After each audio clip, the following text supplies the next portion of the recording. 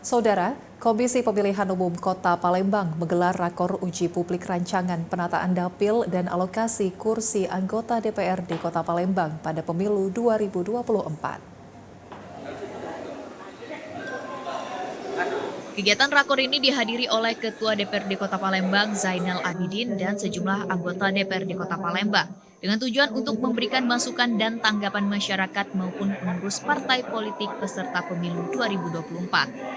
Kegiatan ini penting dilakukan mengingat ada beberapa faktor yang akan mempengaruhi alokasi kursi anggota DPRD Kota Palembang pada pemilu 2024. Salah satunya pertambahan jumlah penduduk yang signifikan di setiap daerah pemilihan.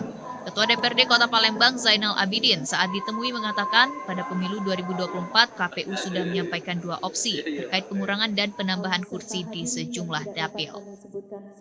Dari KPU sendiri sudah menyampaikan dua opsi. Opsi yang pertama itu hampir sama dengan 2019, tapi ada pengurangan di dapil 3 menjadi 6 kursi, penambahan di dapil 4. Kemudian ada opsi keduanya 1, 2, 3, 4 itu 9 kursi jumlah kursinya, dapil 5 dan 6 tetap. Karena melihat jumlah penduduk, kemudian batas wilayah kecamatan. Kalau kami melihat opsi yang 2019 ini tidak masuk opsi 2019 itu kami lihat masih masih mencukupi 7 prinsip, masih masuk di 7 prinsip untuk dapil-dapil itu. Sementara itu, Ketua KPU Kota Palembang mengatakan, masukan yang diterima ini nantinya akan disampaikan ke KPU Pusat untuk nantinya diuji terlebih dahulu.